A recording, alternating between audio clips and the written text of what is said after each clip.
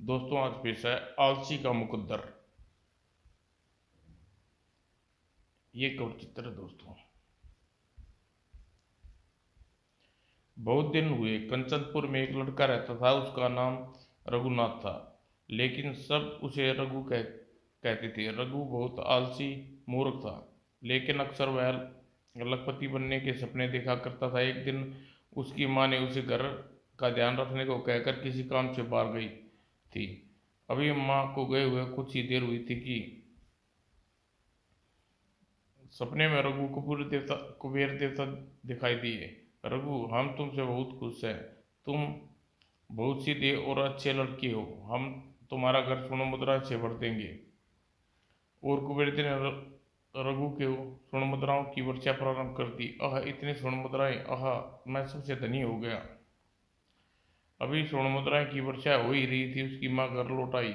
हाय, कमबख्त मजे से सो रहा है और कुत्ता सारा दूध चट किए जा रहा है।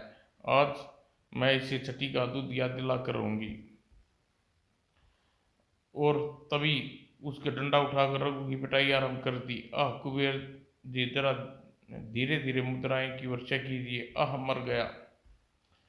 अभी डंडे की चोट से तिलमिलाकर रघु ने आंखें खोली। माँ, तुमने सत्यानाश कर दिया। कुबेर देवता मुझ पर स्वर्ण वर्षाओं मुद्राओं की वर्षा कर रहे थे। तू यहाँ मजे से सो रहा है और यहाँ कुत्ता सारा दूध पी गया। आज मैं तुझे नहीं छोड़ूंगी, आलसी नासपीटे। माँ, मेरी बात तो सुन माँ। मैं सो नहीं रहा था। मैं तेरी कोई बात नहीं सुनूंगी। कमबख्त, तेरे आलस ने मेरा बेड़ा गर्क कर दिया। मेरा सब कुछ लुट गया। तेजी से दौड़ता हुआ रघु अचानक ठोकर खाकर गिर पड़ा। अब तुझे नहीं छोड़ूंगी नालायक। आ तू, तेरे आलस का भूत पूरी तरह उतार कर रहूंगी। माँ से बचने के लिए अचानक रघु जोर से बोला, माँ, सांप तुम्हारे पीछे।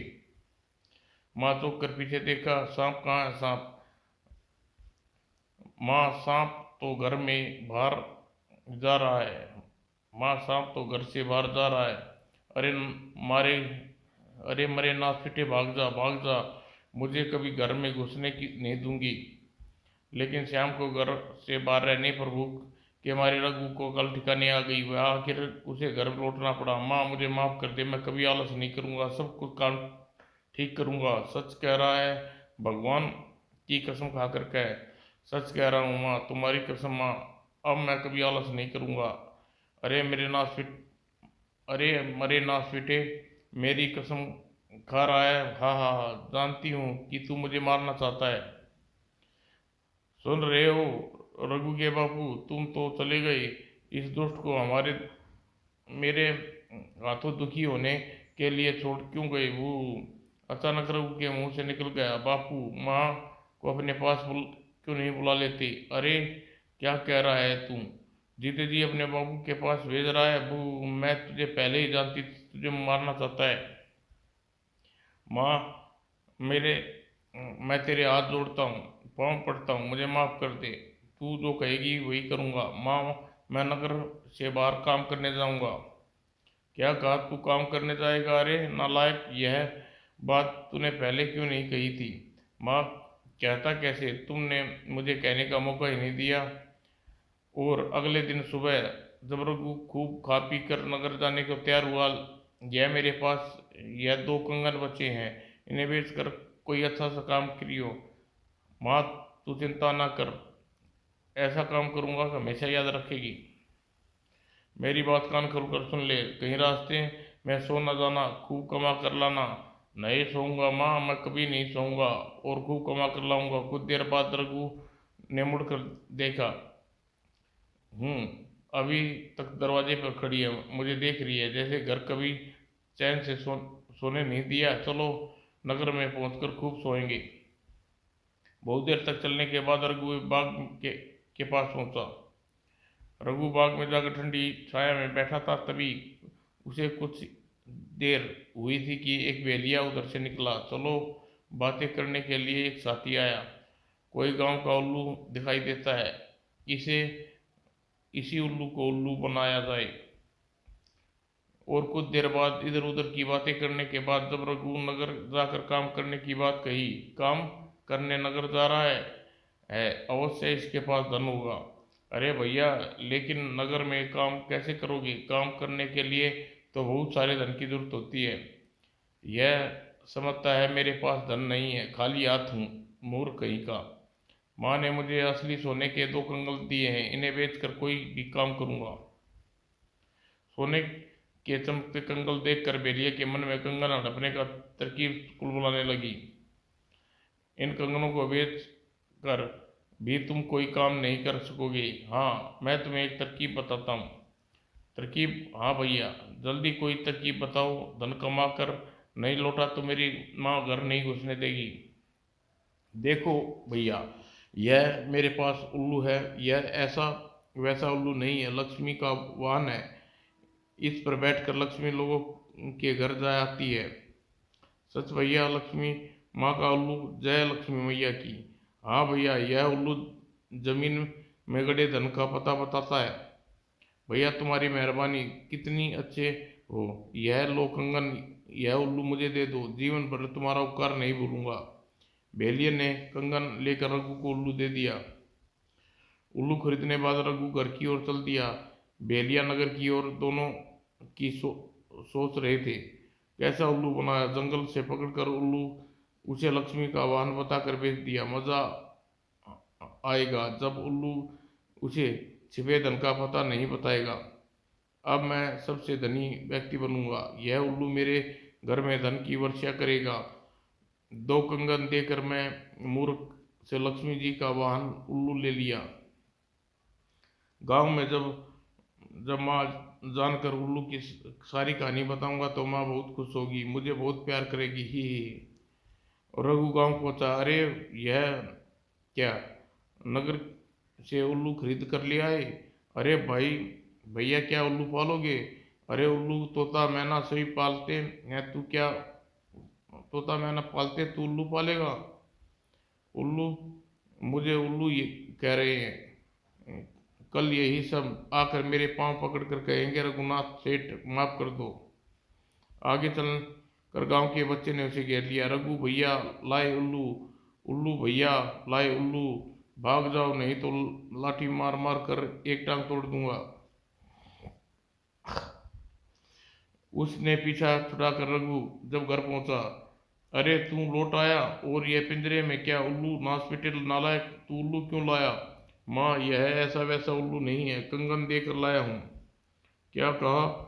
सोने के 2 कंगन के बदले तू यह उल्लू लाया है? अरे उल्लू, तेरी अकल को क्या घास चरने गई थी? हाय, मैं लुट गई, बर्बाद हो गई। भू। मेरे नासपिट मेरे नासपीटे, निकल जा घर मेरे घर से। यह उल्लू ही तेरी रोटी खिलाएगा। माँ, मेरी बात तो सुनो माँ। मगर मर गई तेरी माँ, अब कभी घर घुसना तो हड्डी पसली एक कर दूंगी।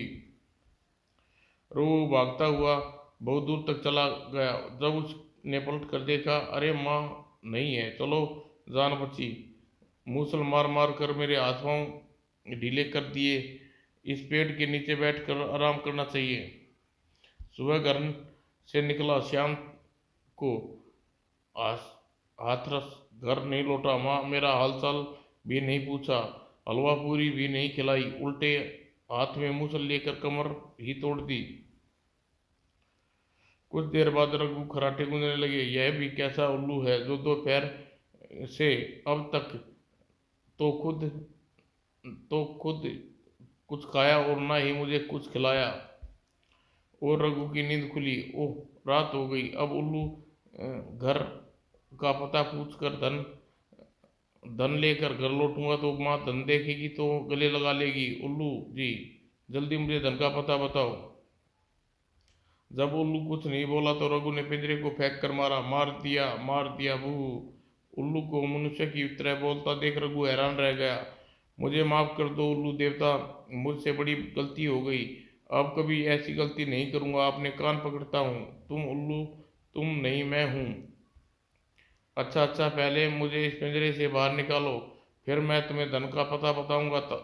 लेकिन एक बात याद रखना, एक दिन मैं एक बार ही बताता हूँ। और रघु उल्लू को पिंजरे से निकाल दिया। थोड़ा, अरे ये तो उड़ गया, मुझे सचमुच उल्लू तो नहीं बना गया? ओ बड़े भाई उल्लू, मुझे धन का पता बताओ, बताते जाओ, तुम चले गए तो मैं क्या करूँगा बहू। अरे मेरे पीछे चले आओ, मैं तुम्हें जमीन में धनगढ़े के पास ले जा रहा हूँ। जंगल में पूछकर उल्लू नीचे उतरा। रघु, इस पेड़ के नीचे धनगढ़ छिपा है, तुम गड्ढा खोद कर निकाल लो। रघु ने पेड़ के नीचे गड्ढा खोदा प्रारंभ किया। कुछ देर बाद, अरे यहाँ तो सचमुच धन गड़ा है। हाँ, मैं इस धन से व्यापार करूंगा। उल्लू भैया, तुम बहुत अच्छे हो। धन देकर रघु की आंखें चकाचौंध होगी। अगर मैं उल्लू से और धन का पता पूछूं तो फिर मेरे पास बहुत धन होगा। पहले इसे पकड़ लूं, कहीं भाग न जाए। फिर रघु ने झटपट उल्लू को पकड़ लिया। उल्लू भैया, मुझे धन का पता बताओ, अगर थोड़ी धन से क्या करूंगा। देखो रघु, मैं पहले ही कहा था, एक दिन में एक बार ही धन का पता बताऊंगा। अब आज मुझे छोड़ दो। मुझे उल्लू बना रहा है, आज मैं इसे अकल ठिकाने लगा करूंगा। तूने ऐसे नहीं बताओगे, अभी दो चार पत्थर मारूंगा तो झट सब कुछ बता दोगे। उल्लू को जमीन में रख रघु पत्थर मारने लगा। रघु, मैं मर जाऊंगा। रघु, मुझे छोड़ दे, एक बार ही बता सकता हूँ। हमें हमने बड़े बड़े उल्लुओं के आदमी बना दिया। तू गांव किस गांव का उल्लू है। फिर कुछ देर बाद, अरे उल्लू, तुम कुछ बोल नहीं रहे। अरे तुम मर गए, मुझे धन का पता कौन बताएगा। आए, मैं लखपति कैसे बनूंगा। और फिर उस वक्त धन निकाल कर रघु गांव की ओर चल दिया। आधी रात को रघु घर पहुंचा। माँ माँ, दरवाजा खोल, देख मैं कितना धन लाया हूँ। माँ, उल्लू ने ढेर सारा धन दिया है। मुझे बेवकूफ़ बना रहा है। इस तरह दरवाज़ा खुलवा कर रोटी मांगेगा। पहले खिड़की से धन फेंक कर दिखा, फिर मैं तुझे देखूं कैसा धन लाया है। अंदर रघु ने खिड़की से स्वर्ण मुद्राएं अंदर फेंकी। अरे यह तो असली सचमुच का धन लिया है, स्वर्ण मुद्राएं। उसने जब दरवाजा खोल कर रघु को गले लगा लिया। रघु, मेरे प्यारे बेटे, अरे तुझे तो मैं पहले ही बता दिया था, तू ऐसा वैसा उल्लू थोड़े हिलाएगा। चल बेटा, भीतर चल, अभी तुझे हलवा पूरी खीर बना के खिलाती हूँ। माँ हलवा पूरी और सुबह बना कर खिला दिया देना, अभी तो घर में रखा है, उसे ले आओ, बहुत जोर से भूख लगी है। अगले दिन, माँ मैं सारा धन लेकर नगर जाऊंगा, वहाँ व्यापार करूंगा, फिर एक बड़ी हवेली बनाऊंगा और तुझे भी वहाँ बुला लूंगा। फिर तो मैं तेरा ब्याह करूंगी, चांद सी दुल्हन लाऊंगी। अरे बेटा, तू रुक क्यों गया। ले ले और खा, इतना चिड़िया खाती है। बस माँ, बहुत खा लिया, मुझे दूर जाना है, अब मुझे जाने दे, नगर में पहुंचकर व्यापार करना है। सारा धन एक पोटली में बांध कर रघु नगर की ओर चल दिया। नगर पहुंचकर रघु सारा दिन घूमता फिरता रहा, उसे कोई काम समझ में नहीं आया। आखिर हार कर एक कबाड़ी की दुकान पर पहुंचा। आओ भैया आओ, घर गृहस्थी की चीज़ें मेरी दुकान पर, बोलो क्या खरीदना चाहते हो। भैया, खरीदना कुछ नहीं, बस एक बात पूछनी है। बात पूछनी है तो कहीं और जाओ, मेरे पास तुम्हारी बात का जवाब देने के लिए समय नहीं है। दुकान के सामने से हटो, ग्राहक आ रहे हैं। कबाड़ी एक युवती को दुकान में आते देखा। बोलो, माल क्या खरीदना है। मूर्ख, मुझे माताजी कहता है, अभी मेरी शादी भी नहीं हुई। और युवती ने दूसरी ओर चली गई। देखो, तुमने मेरा ग्राहक लौटा दिया, जल्दी बोलो तुम्हें क्या पूछना है। भैया, हम नगर में व्यापार करने आए हैं, सुबह से शाम हो गई लेकिन समझ में नहीं आ रहा क्या काम करूं। व्यापार करने के लिए बहुत सारा धन चाहिए, तुम्हारी गांठ में कुछ दाम है। रघु ने पोटली खोल कर दिखाई। कबाड़ी की आंखें खुशी से चमक गई। अरे अरे, जल्दी पोटली बांध ली, अगर किसी चोर उचकेर ने देख लिया तो सब माल उसकी जेब में होगा और खरीद तुझे खरीद भी नहीं, रसीद भी नहीं मिलेगी। एकदम मूर्ख लगता है इसे। यह कुल्हाड़ी जादू की कुल्हाड़ी बताकर बेच देता हूँ और धन से कोई व्यापार नहीं होगा। हाँ, मेरे पास एक जादू की कुल्हाड़ी है, एक पेड़ काटोगे तो 10 अपने आप कट जाएंगे। तुम्हें कुछ काम नहीं करना पड़ेगा। लेकिन मैं उस कुल्हाड़ी का क्या करूँगा, मैं तो व्यापार करने आया हूँ। अरे भाई, वही तो बता रहा हूँ, सुनो, पेड़ों से लकड़ियाँ बेचकर तुम कुछ ही दिनों में लखपति बन जाओगे। सच, लकड़ियाँ बेचकर मैं लखपति बन जाऊंगा? हाँ, फिर तुम्हारी नगर में बहुत बड़ी हवेली होगी, तुम्हारी शादी होगी, गोरी गोरी दुल्हन आएगी। तो अच्छा, मेरा धन लेकर मुझे यह जादुई कुल्हाड़ी दे दो। यह लो भैया, लाखों की चीज तुम्हें सस्ते में दे रहा हूँ। तुम भी क्या याद रखोगे, कबाड़ी, कोई कबाड़ी मिला था। कुल्हाड़ी लेकर रघु जल्दी से गांव की ओर चल दिया। तभी कुछ दूर चल रहा था कि माँ की बात याद आ गई। नहीं, गांव में नहीं, नहीं, मैं गांव नहीं जाऊंगा। मेरी माँ कुल्हाड़ी देखकर मुझे काट खाने को दौड़ेगी। आज किसी धर्मशाला में ठहर जाता हूँ, कल सुबह जंगल जाकर खूब लकड़ियाँ काटूंगा, उन्हें बेचकर लखपति बन जाऊंगा, फिर गांव जाऊंगा। और यह सोचकर रघु रात को धर्मशाला में ठहर गया। दूसरे दिन जंगल में पहुंचा रघु पेड़ काटने लगा। सुबह से दोपहर हो गई, रघु ने एक पेड़ भी नहीं काट कट पाया तो गुस्सा आया। कबाड़ी का बच्चा कह रहा था कि जादू की कुल्हाड़ी है, एक पेड़ काटोगे तो 10 कटेंगे जाएंगे। अरे, यह तो एक भी नहीं कटा। रघु ने गुस्से में कुल्हाड़ी को जमीन पर फेंका। आई, अरे, यह कुल्हाड़ी तो बोल रही है, सचमुच यह जादू की कुल्हाड़ी है। कुल्हाड़ी देवी, तुम्हें मुझे माफ कर दो। रघु, मैं जादू की कुल्हाड़ी हूँ, लेकिन यह बात वह कबाड़ी भी नहीं जानता था। तुम्हें ठगने की कोशिश की, लेकिन मैं तुम्हें नहीं ठगूंगी। तुम इस पेड़ के नीचे आराम से बैठो, तब तक लकड़ियाँ काट काट कर ढेर लगा देती हूँ। और कुल्हाड़ी ने पेड़ से लकड़ी काटनी शुरू की। कुछ ही देर में कुल्हाड़ी ने कई पेड़ काट कर लकड़ियों के ढेर लगा दिया। अरे बाप रे, इतनी सारी लकड़ियाँ, अब इन्हें लेकर कैसे ले जाऊंगा। तुम चिंता न करो, इन लकड़ियों को उठाकर मैं चलती हूँ, तुम मेरे पीछे चलो। और कुल्हाड़ी ने लकड़ियों को उठाकर नगर की ओर चल दी। रघु पीछे पीछे चल रहा था। काफी दूर चलने पर रघु थक गया। आप कुल्हाड़ी देवी सुनो, मुझसे और चला नहीं जाता। आप रघु, तुम थक गए हो, लकड़ियों के ढेर पर बैठ जाओ, मैं तुम्हें भी उठाकर ले चलूंगी। रघु लकड़ियों के ढेर पर बैठकर कुल्हाड़ी नगर की ओर उड़ने लगी।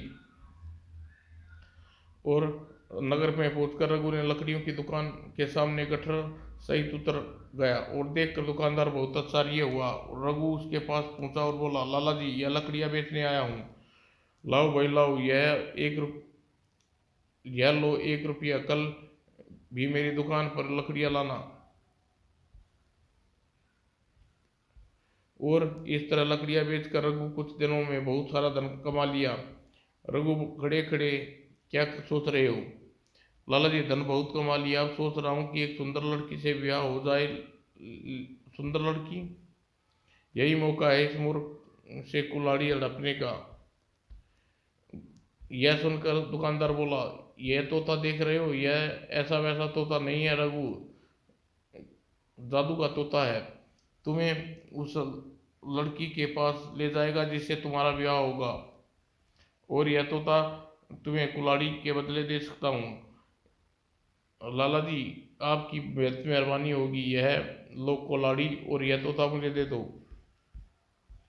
कुल्हाड़ी के बदले तोता लेकर रघु खुशी खुशी गांव की ओर चल दिया। गांव ले जाते और रघु ने अचानक माँ की याद आई। अरे बाप रे, अगर मैं तोते को ले जाकर गांव में गया तो मूसल से मेरी पिटाई कर देगी। मैं नगर में रहकर कोई दुल्हन ढूंढूंगा। और यह सोचकर रघु उल्टे पांव नगर की ओर पहुंचकर रघु तोते से कहा, हरिमन, मुझे दुल्हन के पास ले चलो। कैसा मूर्ख है, मुझे पिंजरे में बंद करके दुल्हन के पास ले जाने को कह रहा है। अरे यह क्या, कुछ बोला ही नहीं रहा, कहीं लकड़ी वाले ने मुझे ठग तो नहीं लिया। पहले मैं इसे हरी मिर्च खिला देता हूँ। और तोते को हरी मिर्च बहुत खिलाने के बाद, हरिमन, अब मुझे जल्दी दुल्हन के पास ले चल, नहीं तो तुम्हारे हाथ पांव तोड़कर सामने कुएं में फेंक दूंगा। रघु भाई, पहले मुझे इस पिंजरे से बाहर निकालो, फिर तुम्हें दुल्हन के पास ले चलूंगा। रघु ने पिंजरे से तोते को बाहर निकाला। तोता उड़कर पेड़ पर बैठा। अरे हरिमन, तुम तो ऊपर पेड़ पर बैठे गए, मुझे दुल्हन के पास ले चलो, मैंने तो तुम्हें हरी मिर्च खिलाई। तोता उड़कर चल दिया। अच्छा मेरे पीछे पीछे चले आओ। रघु भाई, मैं तुम्हें दुल्हन के पास ले चलता हूँ। तोते के पीछे पीछे अंधाधुंध दौड़ता रघु एक पत्थर से ठोकर खाकर गिर पड़ा। अरे मर गया, मेरे घुटने में चोट लग गई, कमबख्त मुझे किसी लड़की के पास ले जाएगा। फिर कुछ देर बाद, अरे यह तो बैलगाड़ी पर बैठ गया, यहाँ तो कोई लड़की नहीं है, क्या इस बुढ़िया से विवाह करूंगा। बैलगाड़ी से उड़कर तोता राजपथ की ओर उड़ गया। राजपथ में राजकुमारी की सवारी जा रही थी। अचानक तोता राजकुमारी के हाथी पर जा बैठा। मेरा हीरामल हाथी पर बैठा है, इसका मतलब यह राजकुमारी मेरी दुल्हन बनेगी। रघु तेजी से हाथी के पीछे दौड़ा। अरे अरे रुको, राजकुमारी को कहाँ ले जा रहे हो? अरे इससे तो मेरा विवाह होना है, रुको रुको। रघु की बात सुनकर राजकुमारी का गुस्सा आ गया। अरे कौन बदतमीज है, सैनिक को पकड़ लो इसे और 10 कोड़े मार दूं। तभी सैनिक ने रघु को पकड़ लिया। अरे अरे क्या कर रहे हो, राजकुमारी से मेरा ब्याह होना है, तुम मुझे कोड़े मार रहे हो। चुप हो जाओ, नहीं तो राजकुमारी तुम्हें 10 की बजाय 20 कोड़े की सजा देगी। और सड़क पर सैनिकों ने रघु को कोड़े लगाए। राजकुमारी से विवाह करेगा लंगूर, देखो उल्लू, राजकुमारी से विवाह करेगा। वाह वाह वाह, क्या बात है, राजकुमारी इसकी दुल्हन बनेगी। हाय मर गया, मार डाला रे मुझे। 7 8, अब करेगा राजकुमारी से? नहीं नहीं, मेरी क्या 7 पीढ़ियाँ भी राजकुमारी से विवाह नहीं करेगी। 10 कोड़े लगाकर सैनिक रघु के सड़क के किनारे छोड़ गए। मर गया तोते के बच्चे, तूने मरवा कर खुद भाग गया। हाय मैं बर्बाद हो गया, हाय मेरी कुलाड़ी। मैं भागा कहाँ हूँ रघु भाई, मैंने तो तुम्हें कोड़े खाने हुए देख रहा था। हाय अब मुझे कोड़े खाते देख रहा था। तब हीरामन के बच्चे, एक बार तू मेरे हाथ आ गया तो तेरा एक एक पंख अलग कर दूंगा। मेरा नाम भी रघु नहीं। हाय मर गया। रघु ही गांव में रघुनाथ नगर ही। अबे मेरा मजाक उड़ा रहा है? उड़ जा मेरे सामने से, नहीं तो पत्थर मार कर तेरी चटनी बना दूंगा। रघु भाई गुस्सा मत करो, तुम्हारा विवाह इसी राजकुमारी से होगा। अबे 10 कोड़े खिलवा दिए, अब क्या मुझे फांसी पर चढ़ाकर ही दम लेगा? भाग यहाँ से। हाथ मेरी कमर उधेड़ दी। हाय रघु को वहां बैठे देख हुए देर नहीं हुई थी, लोग भाग कर आते देखा। भागो राक्षस आ गया, भागो, हाय मेरा बेटा। और तभी रघु के सामने की ओर देखा, दूर से एक राक्षस उधर आता दिखाई दिया। अरे बाप रे राक्षस, भागो नहीं तो पकड़ कर खा जाएगा। रघु के पास एक बड़े पेड़ पर जा छिप गया। थोड़ी देर बाद राक्षस सामने से गुजरता हुआ आगे की ओर चला गया। रघु वहां से भागकर जाने की सोच रहा था, फिर राक्षस लौट कर आता दिखाई दिया, लेकिन इस बार उसके उसने हाथी को उठा रखा था जिस पर राजकुमारी बैठी थी। हाँ हाँ राजकुमारी, बचाओ बचाओ, कोई मुझे बचाओ, इस राक्षस से बचाओ। उस राज्य में भयंकर राक्षस ने उत्पात फैला हुआ था। वह अपनी इच्छा से अपने शरीर को छोटा बड़ा कर लेता था, और जब भी राक्षस किसी नगर में जाता तो अनेक लोगों को मार डालता। राजा के सैनिक भी उसको नहीं मार पाते थे, क्योंकि उसके शरीर पर तीर तलवार कोई असर नहीं होता था। जब राक्षस दूर चला गया, अरे यह राक्षस तो राजकुमारी को उठा कर ले जा रहा है। हीरामल कह रहा था कि राजकुमारी मेरी दुल्हन बनेगी। हाय अब मेरा विवाह किससे होगा? बू। रोता हुआ रघु उसी पेड़ के नीचे बैठ गया। तभी पेड़ से उतरकर तोता उसके कंधे पर आ बैठा। हीरामल, राजकुमारी को राक्षस ले गया, अब मेरा विवाह कैसे होगा? रघु, उस राक्षस को मारने का उपाय सोचो, विवाह तो तुम्हारा इसी राजकुमारी से होगा। रघु के कंधे पे बैठा तोता बोलता हुए कसाई ने देखा, जो जंगल से एक बकरी पकड़ कर लाया था। अरे बोलने वाला तोता, इस लड़के से किसी तरह इस तोते को हथियार लेना चाहिए। और कसाई उसके पास आया। लो भैया, क्या तुम अपने इस तोते को बेचोगे? क्यों न इस तोते को इस आदमी को बेच दूं, 4 पैसे भी मिलेंगे जाएंगे और पीछा भी छूट जाएगा। यह सोचकर रघु तोते को पकड़कर झट से पकड़ लिया। हाँ हाँ भैया, इसे अपनी जान छुड़ाना चाहता हूँ, लेकिन तुम कितने पैसे दोगे? अरे यह तो पैसे मांग रहा है, मैं तो इसे जादू की बकरी बताकर ठगता हूँ। यह सोच वह कसाई बोला, सुनो भैया, यह ऐसी वैसी बकरी नहीं है, जादू की बकरी है, इसका दूध जमकर सोना बन जाता है। मैं इसे राजा को बेचने जा रहा था, तो क्या तुम मेरे तोते के बदले यह बकरी मुझे दोगे? बकरी तो बहुत कीमती है, लेकिन तुम सीधे साधे लगते हो, तुम्हें देता हूँ, यह लो भैया, यह तोता मुझे दे दो। बकरी के बदले तोता लेकर कसाई जल्दी ही जल्दी वहां से चल दिया। घर जाकर जब बकरी का दूध निकालेगा तो मूर्ख को पता चलेगा। ही जब मैं तोता किसी मुसीबत में फंसाएगा तो मजा आएगा, और मैं दूध का सोना बनाकर खूब धन कमा बनाऊंगा। मैं कुछ दूर चलने पर बकरी चलना बंद कर दिया। अरे यह तो चलती ही नहीं, मैं कंधे पर उठा कर ले चलता हूँ, गांव में सबके सामने सोने का दूध बनाकर दिखाऊंगा तो खूब हैरान होंगे, सब मुझे सेठ रघुनाथ कहेंगे। बकरी को रघु जंगल में पहुंचा। अरे इस बकरी ने तो बुरी तरह थका दिया, मुझे भूख भी लगी आई, लेकिन यहाँ खाने को क्या मिलेगा? अरे इस बकरी का दूध निकाल कर पीता हूँ, किसी तरह पेट तो भरेगा, गांव पहुंचकर दूध निकालूंगा, उसे जमा कर सोना बना लूंगा।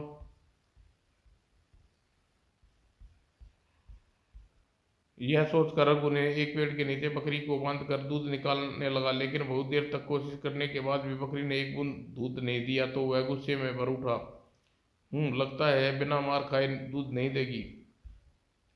और तभी रघु ने पास पेड़ के लकड़ी तोड़ी और बकरी की टांगे पर जोर जोर मारने लगा। दूध नहीं देगी, मर मार कर सीधी कर दूंगा, हमें दूध हम भी हमें ही नखरे दिखाती है मैं। और उधर राक्षस राजकुमारी को घरे जंगल में ले जाकर लेकर पहुंचा और सामने आज सामान्य कद में आ गया। हाँ राजकुमारी, अब तुम्हें मेरे साथ विवाह करना होगा। नहीं, मैं तुमसे विवाह नहीं करूंगी, तुम दुष्ट हो, अगर तुम मुझसे विवाह नहीं करोगी तो मैं तुम्हें खा जाऊंगा। हा हा हा। अचानक राक्षस हंसना छोड़कर जोर जोर से चिल्लाने लगा। आए मेरी टांग में दर्द और कैसे हो रहा है? आए मैं मर गया, कौन है जो मेरी टांग तोड़ रहा है?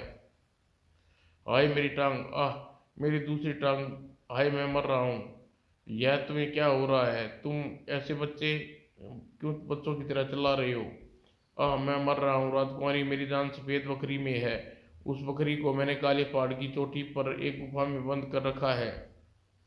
मुझे ऐसा लगता है किसी ने उस बकरी को पकड़ लिया है और उसे मार रहा है। आह मैं उस बकरी के पास जा रहा हूँ, थोड़ी देर के मैं लौट कर आऊँगा, तुम यहीं रहना, तुम कहीं भाग न जाओ, इसलिए मैं तुम्हें पेड़ से बांध जाता हूँ। राक्षस उसे पेड़ से बांध कर चला गया।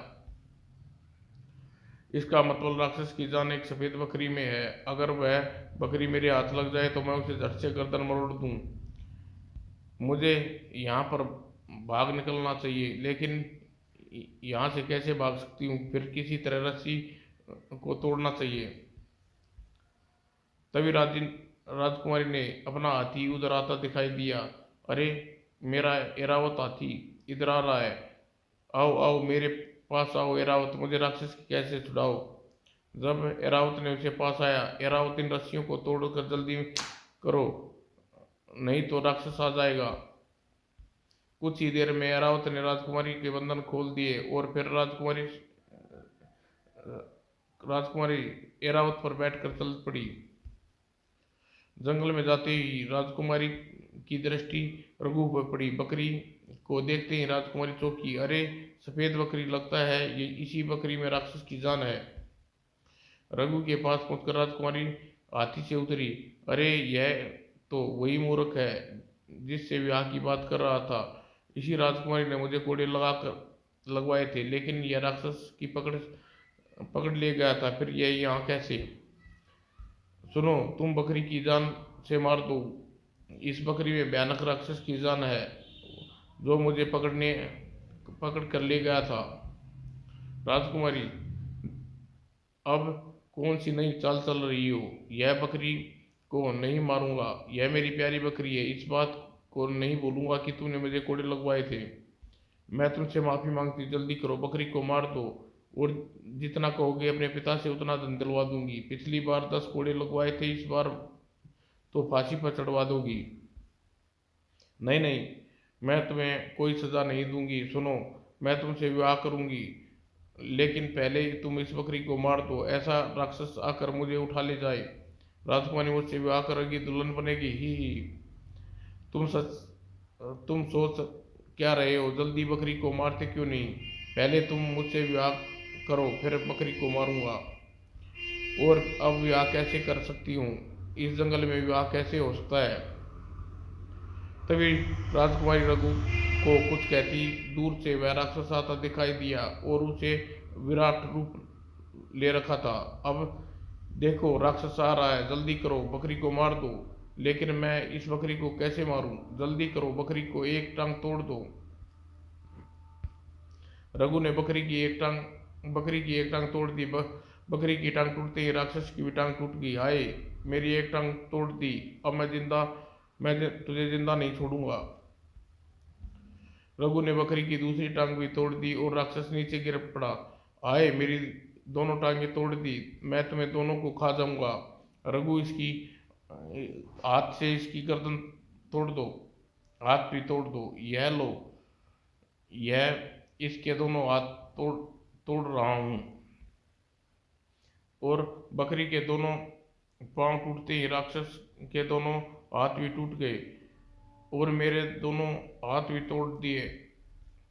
और रघु बकरी की गर्दन मरोड़ दी, राक्षस तुरंत मर गया। रघु राजकुमारी के साथ हाथी में बैठकर नगर पहुंचे। राजकुमारी को वापस लौटता देख नगरवासी प्रशंसा से झूम उठे। राजकुमारी को कुशल देखकर राजा बहुत खुश हुए। उसने रघु को के साथ राजकुमारी का विवाह की घोषणा कर दी। अगले दिन दोनों का विवाह हो गया। रघु इस खुशी के अवसर पर अपनी माँ को बुलाना न भूला। समाप्त दोस्तों।